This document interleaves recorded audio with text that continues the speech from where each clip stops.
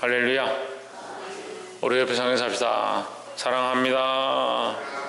축복합니다. 할렐루야. 하나님의 거룩한 말씀이 살아서 운동력 있게 역사하고 이 말씀을 통해서 우리의 영혼도 또한 살아나기를 주의 이름으로 축복합니다. 18장 말씀에서도 에스겔에게 하나님께서 계속해서 말씀하십니다. 18장 1절에 여호와의 말씀이 또 내게 임하여 이르시되 이절에 너희가 이스라엘 땅에 대한 속담에 이르기를 아비가 신포도주를 먹었으므로 아들의 이가 시리다 함은 어찌 미뇨 했습니다. 그래서 28장의 전체적인 얘기는 이스라엘 백성의 생각은 아비가 범죄하면 그 범죄함을 아비의 잘못을 자식이 대신 담당하고 자식이 범죄하면 그 부모가 대신 담당한다, 이런 속담들이 있고 그런 생각들을 가지고 있다라고 하는데, 하나님의 말씀은 그렇지 않다. 너희 아비가 죄를 범하면 아비가 죽임을 당하고 자식이 죄를 범하면 자식이 죽임을 당할 것이다 라고 분명하게 말하고 있습니다. 3절에 나 주 여호와가 말하노라 내가 나의 삶을 두고 맹세하노니 너희가 이스라엘 가운데서 다시는 이 속담을 쓰지 못하게 되리라. 4절에 모든 영혼이 다 내게 속한지라. 이게 다 하나님께 속하였다는 거예요. 하나님의 심판의 범주 안에 다 있다는 거예요. 그래서 누가 결정하고 누가 판단하는 것이 아니다. 내가 보기에 저 사람 지옥 갈 사람이다, 저 사람 분명히 벌을 받아야 될 사람이다, 우리가 판단할 게 아니라는 거예요. 그 속을 우리가 어떻게 아느냐 하는 거죠. 그래서 그 사람의 말이나 행동을 보고 다 판단할 수 없는 겁니다. 착각하는 게 그 사람의 열매를 보고 알 수 있다, 그렇게 생각하는데, 사람이 볼 수 있는 열매는 결국 감정이 있는 겁니다. 우리가 보고 이게 저 사람 결과구나, 저 사람이 월급을 좀 많이 받으니까 복을 많이 받았구나, 그것 또한 한 부분일 뿐이다. 그게 다가 아닙니다. 누가 아시냐? 하나님이 아십니다. 열매는요 하나님이 보시는 거지 우리가 다 볼 수 있는 게 아니에요. 그래서 사람들을 함부로 판단하고 함부로 말하는 게 아니라는 거예요. 그래, 말씀 전하는 걸 보면 저같이 하나님 은혜를 많이 주셔가지고 이렇게 말씀을 있는 그대로 전하는 사람들이 얼마나 있겠습니까? 그럼 우리 교회 터져나가고 건물이나 이런 걸 볼 때는 열매가 엄청 많아야 되죠. 근데 그런 건 사람들이 보는 기준이고 사람들의 열매다 하는 거예요. 그래서 사람이 그 모습을 보고 판단할 이유가 없습니다. 예. 근데 이 말씀의 중심은, 핵심은 그게 아니에요. 아버지의 죄악을 아버지가 담당하고 자식의 죄악을 자식이 담당한다, 거기에 핵심이 있는 것이 아니고, 아버지가 이 조상이죠. 그리고 이스라엘의 이 범한 죄로 말미암아 이스라엘이 그 징계를 받는데, 그렇죠? 이스라엘의 범죄로 말미암아 이스라엘이 징계를 받는데, 이 이스라엘의 징계는 그 자식에게 흘러가지 않는다, 이 얘기를 왜 하나님 갑자기 하시느냐, 우리가 이걸 생각해야 되죠. 하나님의 마음은요, 이 이스라엘이 지금까지 범죄한 것으로 인해서 이 대에서 끊어지기 원하는 거죠. 이 죄가 끊어지기 원하고 하나님의 이 심판도 여기서 끊기를 원하는 거예요. 그래서 바벨론에 이주하게 하신 목적을 우리가 여기서 조금 볼 수 있는 거예요. 왜 바벨론을 끌고 가시느냐? 새로운 일을 행하시려고 하는 거죠. 이스라엘 백성 앞에 이사야서를 통해서 내가 새로운 일을 행하리라, 보라 내가 새 일을 행하리라, 이렇게 하셨으니까 그 새로운 일이 이스라엘 백성에게 막 부유하고 부강하고 돈을 많이 벌고 잘 되는 것이다 라고 생각하고 있지만, 하나님의 방법은 그게 아니라는 거예요.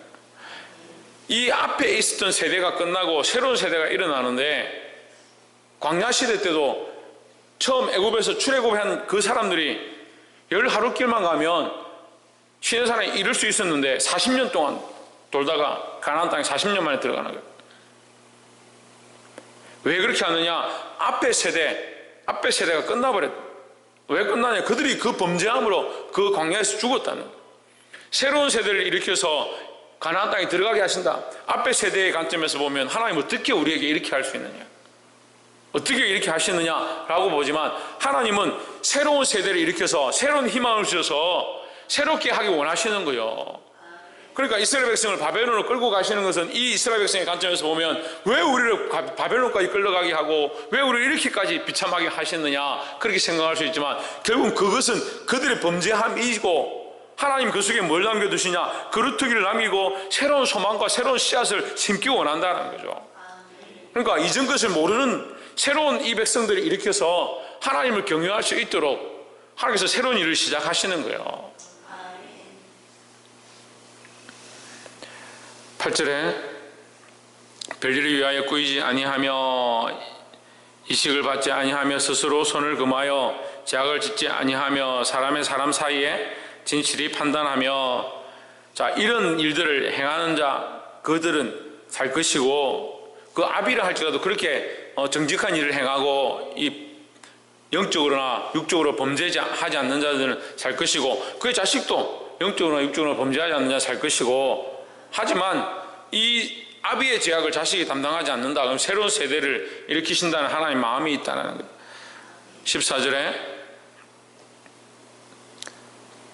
13절을 한번 보면요, 변을 위하여 꾸이거나 이식을 받거나 할진대 그가 살겠느냐? 살지 못하리니 이 모든 가정한 일을 행하였은즉 정령 죽을지라. 자기의 피가 자기에게로 돌아가리라.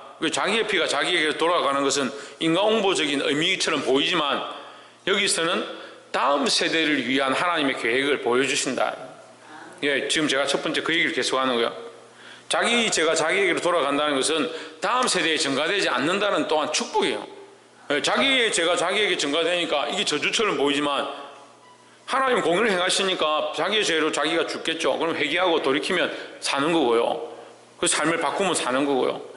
그런데 이것의 핵심이 있는 게 아니라, 다음 세대를 살리기 위한 하나님의 방법은 자기 죄로 자기가 죽고 새로운 세대가 일어나면 그 새로운 세대가 하나님을 따라가면 살 수 있다는 거죠.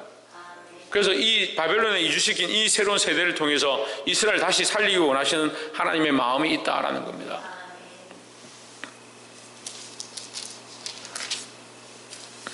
이 20절에 범죄하는 그 영혼은 죽을지라. 아들은 아비의 죄악을 담당치 아니할 것이요 아비는 아들의 죄악을 담당치 아니하리니 의인의 의도 자기에게로 돌아가고 악인의 악도 자기에게 돌아가리라. 자, 그래서 이 말씀은 그런 의미가 됩니다. 또 우리가 두 번째 보아야 될 것은 21절에 그러나 악인이 만일 그 행한 모든 죄에서 돌이켜 떠나 내 모든 율례를 지키고 법과 의를 행하면 정령 살고 죽지 아니할 것이라 하십니다. 그래서 말씀을 이렇게 보다 보면 율법도 그렇습니다. 지키지 않으면 죽는다. 가늠하면 가서 사람들 보는 앞에 모아가지고 돌을 들어서 쳐서 죽여라. 그 사람들이 보는 관점에서 말씀만 이렇게 보면 하나님 너무 잔인하시고 너무 참지 않으시고, 때로는 말씀을 보다가 이렇게 하면 세상에 나만 할 사람이 누가 있느냐 이런 생각들을 하는 거예요. 근데 하나님의 마음은 사실 그렇지 않아요. 하나님의 말씀이 심판하지 않으신다는 게 아니라 하나님의 말씀을 오래 참으시고 우리를 향해서 하나님의 사랑은 길이 기다리신다는 거죠. 근데 이게 단편적으로 보는 거예요. 단편적으로 보면 이게 오해할 수 있다는 거예요. 22절에 그 범죄한 것이 하나도 기억함이 되지 아니하리니 그 행한 의로 인하여 살리라. 23절에 나 주 여호와가 말하노라 내가 어찌 악인의 죽는 것을 조금인들 기뻐하랴 하십니다. 그러니까 착각하면요, 지금 이 말씀을 쭉 보면서 하나님 악인을 죽이려고 기다리고 있는 것처럼, 죄를 범한 자를 죽이려고 칼을 들고 기다리는 것처럼 그렇게 보이는 거예요. 하나님의 마음은 죽이는 데 있는 게 아닙니다. 하나님의 마음은 살리는 데 있는 거예요. 성경의 근본적인 목적은요, 구원에 있는 것입니다. 하나님의 말씀을 보다가 보면 그 속에 뭐가 있습니까? 하나님의 사랑이 보이는 거예요. 하나님 왜 사랑하십니까? 우리를 구속하여 구원하기 원하시고 하나님과 만나기 원하시고 하나님과 교제하기 원하는 그 길을 찾고 계신 거예요. 그러니까 우리가 돌이켜서 하나님의 그 구원의 길로, 하나님과 교제하는 길로, 하나님과 만나는 길로 나오기를 원하시는 것이 이 성경이고, 이게 하나님의 마음이고 하나님의 편지라는 거예요. 그러니까 자꾸 말씀을 단편적으로 보니까 하나님 우리를 향해서 화살을 당기고 이미 할 시위를 당겨서 기다리고 계시고, 하나님 심판의 칼을 이미 드셨고, 그렇게만 보는 겁니다. 그렇지 않습니다. 그것은 경고고요. 물론 우리가 범죄한 그 결과를 받겠죠. 하지만 빨리 하나님의 마음은 돌이키고 주님 앞에 나오기 원하고, 할 수만 있으면 이 경고의 말씀을 듣고 살기를 원하는 거지, 사랑하기 때문에 경고하는 것이고 사랑하기 때문에 근면하는 겁니다. 오늘 이 시대가 왜 사랑이 없어져 가느냐? 자기 사랑만 가득하고 왜 사랑이 없어져 가느냐? 자기 관점으로 사랑하는 겁니다. 그러니까 바른 소리를 하지 않습니다. 자식들에게도 해야 될 근면을 하지 않습니다. 듣기 좋은 말들만 합니다. 경고를 하지 않고 권면하지 않고 책망하지 않습니다. 그게 사랑인 줄 착각하는 겁니다. 심하게 말하면요, 거의 무관심이에요. 그게 아무 관심이 없으니까 자식에게 그 영혼이 죽는지 사는지 관심이 없고 껍데기만 자꾸 좋게 해주는 거예요. 그렇게 하면 사는 줄 착각하는 겁니다. 이거 하나님 마음 뭡니까? 악인의 죽는 것을 조금인들 기뻐하랴. 그가 돌이켜 그 길에서 떠나서 사는 것을 어찌 기뻐하지 아니하겠느냐 했습니다. 악인이 죽는 것을 원치 않는다. 악인이 살기 원한다. 악인 또한 살고 의인은 당연히 살고, 그 하나님 돌이켜서 하나님 마음으로 돌아오길 원하신다. 하나님께로 돌아오길 원하신다. 그게 하나님의 마음이다 하는 거예요. 네, 24절에 우리가 두려워해야 될 말씀이 또 있습니다. 만일 의인이 돌이켜 그 여기에서 떠나서 범죄하고 악인의 행하는 모든 가정한 일대로 행하면 살겠느냐? 그 행하는 의로운 일은 하나도 기억함이 되지 아니하리니 그가 그 범한 허물과 그 지은 죄로 인하여 죽으리라. 참 두렵죠. 그러니까 우리는 날마다 새로워져야 되고 날마다 정신을 차려야 되는 겁니다. 아니 내가 10년 전에 20년 전에 내가 믿음으로 살았었는데 그때 내가 하나님 말씀으로 살았었는데 그 별로 안 중요하다. 지금 내가 주님을 믿고 있는가, 지금 내가 그리스도를 믿고 있는가, 내가 지금 믿음을 살고 있는가, 오늘 하루를 말씀대로 살고자 몸부림치고 있는가, 그게 중요하다는 거예요. 마지막 세 번째로 30절에 나 주 여호와가 말하노라. 이스라엘 족속아, 내가 너희가 각 사람의 행한 대로 국문할지라. 너희는 돌이켜 회개하고 뭐하고?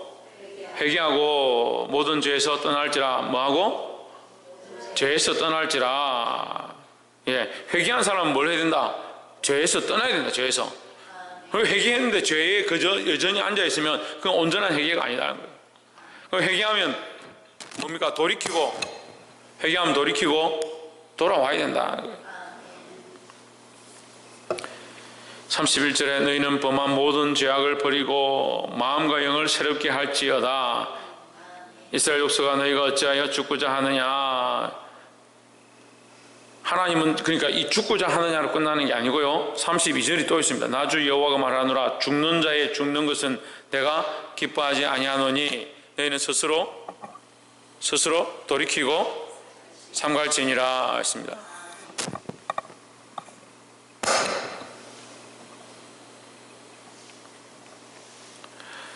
마음과 영을 31절 마음과 영을 새롭게 할지어다. 마음과 영을, 우리의 마음과 영을 새롭게 하는 것, 그 우리 몸이나 우리 행동이나 우리의 겉옷을 입는 것, 이것보다 우리의 속사람을 새롭게 하는 것.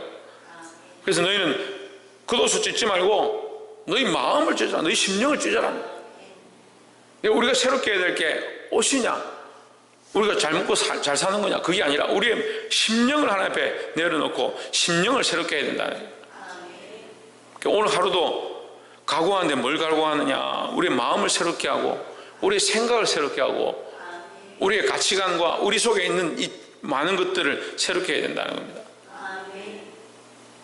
그래서 사람들이 이 묵은 것을 잘 안 정리를 안 합니다.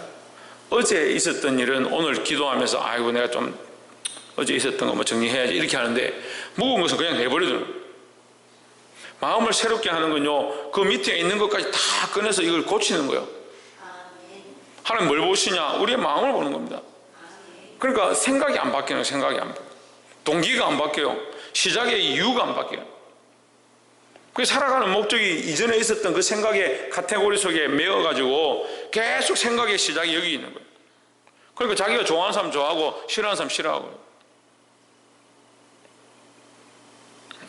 마음과 영을 새롭게 하시기를 주의 이름으로 축복합니다. 말씀을 맺겠습니다. 하나님의 마음은 죽이는 데 있지 아니하고 살리는 데 있다. 32절의 결론이 그거예요. 나는 너희를 죽이고자 하는 것이 아니고 살리기 원한다. 너희는 죽지 말고 살아라 하는 거예요. 하나님께로 돌이켜서 뭘 새롭게 해서 마음과 영을 새롭게 해서 할렐루야. 또한 하나님의 계획은 새로운 세대로 새로운 일을 하기 원하신다는 겁니다. 그래서 우리가 영혼들을 살리고 그들에게 바른 말씀을 가르쳐서 영혼들을 살려서 하나님 앞에 그들이 그 모습을 새롭게 하는 게 아니라 그 마음과 영을 새롭게 할 수 있는 그것을 가르칠 수 있는 저와 여러분 되기를 주의 이름으로 축복합니다. 기도하겠습니다. 이제 우리 말씀을 생각하면서 함께 통성으로 기도하고 자유롭게 기도하고 마치도록 하겠습니다.